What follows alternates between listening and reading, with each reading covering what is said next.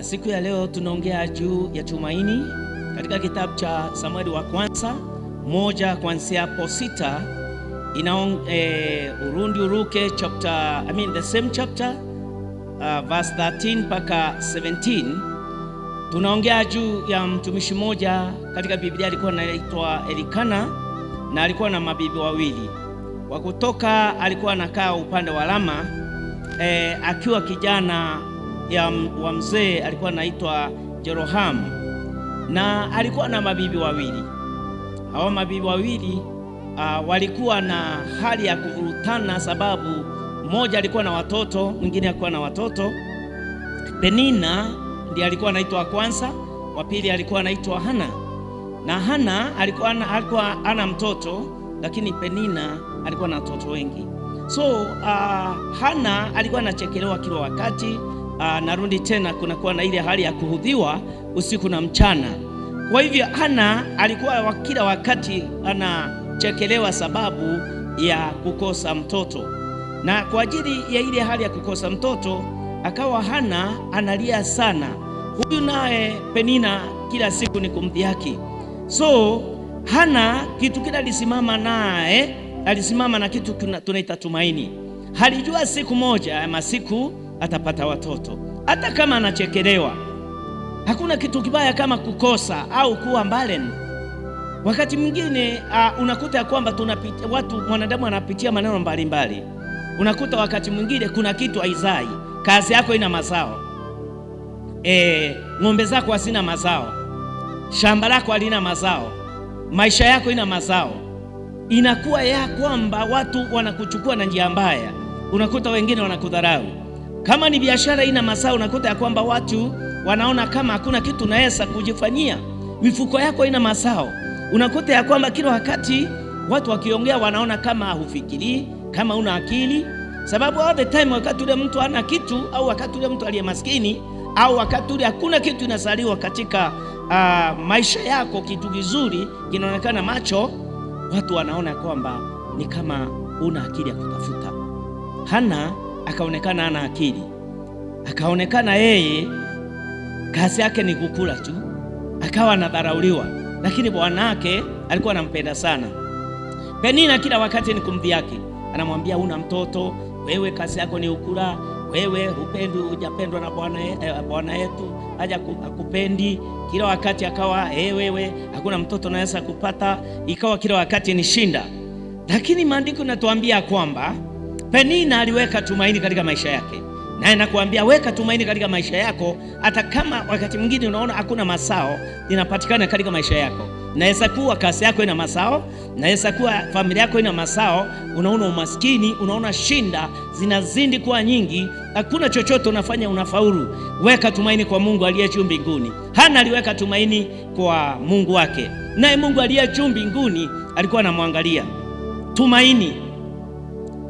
Tumaini ni kuwa unajua ya kwamba una hakika ya kila kitu unahitaji, hata kitu kama sio productive, shamba haina chochote, kulikuwa na tumaini. Ukiangalia katika kitabu cha 2 Kings chapter 2 verse 19, tunaona kuna mtu mmoja alikuwa anaitwa Elisha. Baada ya kuachana na Elia, alivuka River Jordan. Wakati alivuka River Jordan, alikutana na wenyeji wa Yeriko. Wakamwambia, mtu wa Mungu, angalia huku ni kuzuri sana kukionekana, lakini hakuna mazao inapatikana mazuri.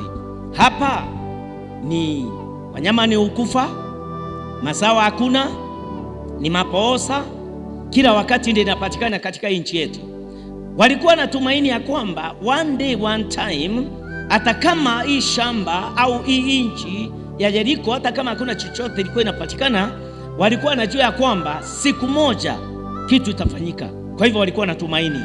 Elisha aliwaambia kitu kimoja, nipatieni kanyungu keupe, nipatieni chumvi. Akarundi akaweka ile chumvi katika ile kanyungu keupe, akachukua ile chumvi akaenda akatupa katika chemchemi ya River Jordan, na kutoka pale maandiko yanasema ya kwamba Yeriko ikapona. Ukiwa na tumaini ya jambo fulani utashindwa. Ukiwa na tumaini siku moja utapata kazi, utapata. Ukiwa na tumaini ya kwamba siku moja kuna mambo yako itakuwa mzuri, utayapata. Ukiwa na tumaini ya kwamba hata kama kuna shinda, hii shinda itaisha. Hata kama uko kitandani hospitali, unaweka tumaini ya kwamba mimi nitatoka katika hii kitanda. Haijalishi vile daktari amesema, hata kama amesema ya kwamba mimi ni mgonjwa sitatoka hapa, na imani ya kwamba nitatoka. Hata kama ugonjwa imepimwa na hakuna ugonjwa unapatikana, weka tumaini, utatoka katika hospitali. Hata kama wewe macho yako haioni mahali ulipo, ukiwa hospitalini, ukiwa nyumbani, weka tumaini. Siku moja kuna kiwete alikaa barabarani kwa miaka, alikuwa na tumaini siku moja atapona. Kuna mtu mmoja alikaa Bethsaida miaka, akawa na tumaini, one day one time mimi nitatoka hapa tena nyumbani. Yesu alikuja akamuuliza swali moja, ungependa kutendwa nini? Yeye kwa maana alikuwa anaona hakuna mtu akumrusha au kumtupa pale, alimwambia, Bwana, sina mtu yoyote ya kunitupa pale katika maji. Lakini insist kumuuliza, unataka kufanywa nini? Mwishowe akamwambia, chukua gondoro lako enda nyumbani, na akapona, akaenda nyumbani. Weka tumaini, hata kama kazi imeharibika, weka tumaini, one day one time maneno itasimama. Najua unapitia challenges nyingi sana za mgogoro ya watu, vile watu wanasema. Wengine watasema umesoma utapata kazi, wengine wanasema ya kwamba hujasoma utaendelea, wengine wanakuambia ya kwamba hiyo biashara itasimama. Hao wote wakina Penina, mimi umeokoka, watu wamekupatia siku ati ya kwamba hata kama unasema umeokoka utarudi nyuma. Usisikize maneno ya Penina. Penina ataongea anything, Penina atakushusha, Penina ataongea kitu ya kukufanya moyo yako iharibike. Penina ni wengi katika maisha yetu, wale kila wakati wanakushusha, wanakwambia kitu fulani itawezekana, hata kama utafanya nini hiyo kitu itaendelea. Hiyo biashara umejiwekea haitaendelea, kazi umeweka haitaendelea. Hata kama umeajiriwa, hiyo kazi tunajua kwamba itaendelea. Hao watu wakina Penina, na kuambia siku ya leo, achana na wakina Penina, omba. Ana aliomba, akaomba, akawa siku moja alienda katika hekalu, na wakati ule aliingia hakutoa sauti yake. Maandiko nasema ya kwamba alianza kuongea kimoyomoyo, lakini midomo yake ilikuwa inaonekana ikipepeta pepeta. Eli naye ako pale, kamuuliza, wewe mwanamke, utakunywa mvinyo mpaka lini? Naye akamwambia, bwanangu, mimi sijakunywa, ila ni Mungu wangu namsihi nione kama atanisikia. Akamwambia, kama kweli ni Mungu naomba na umeweka tumaini kwa Mungu, alimwambia neno moja, wewe yale unaomba Bwana kutimizie. Na kutoka pale maandiko yanasema ya kwamba Hana akaenda akapata mtoto Samueli, na kutoka pale akainuka na akaweza kubarikiwa. Hana kukaa mahali walikuwa nakaa, aliinuliwa. Samueli wakati alisaliwa akawa nabii wa mataifa. Kutoka pale Hana akapata amani, Hana akabarikiwa. Miaka yote ile alikuwa amepoteza bila mtoto, Mungu akamneemesha. Nawe inaweza kuwa kuna miaka nyingi sana umengoja kazi, unapokea kazi from today in Jesus name. Inaweza kuwa ya kwamba wewe umeishi ukilia sababu ya magonjwa inaisha in Jesus name. Inaweza kuwa ya kwamba umeishi kwa nyumba unashindwa kulipa nyumba, Mungu anatenda miujiza, nyumba itaweza kulipika in Jesus name. Weka tumaini kwa Mungu, hakuna kitu inaweza kumshinda Mungu. Inaweza kuwa kuna jambo umekuwa nalo, umeombea jambo fulani, kama ni gari umeiombea, kama ni nyumba unaomba ili Mungu akupe nyumba, lakini unakuta ya kwamba miaka inaenda.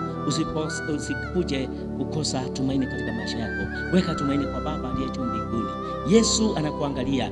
Yesu anajua ya kwamba unahitaji, na ukiweka tumaini kwa Mungu, hayo matarajio itakamilika na utaona Mungu akikutendea mema. Weka tumaini kwa Kristo katika mambo yote. Haijalishi maybe umeenda hospitalini, umepewa x-ray, umeambia shinda hii, unahitaji pesa fulani, weka tumaini pesa itapatikana. Maybe wewe una kikao, hamna shamba, weka tumaini siku moja utakuwa na shamba.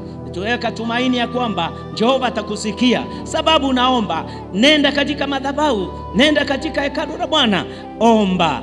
na utaona naye Jehova akikutendea mema.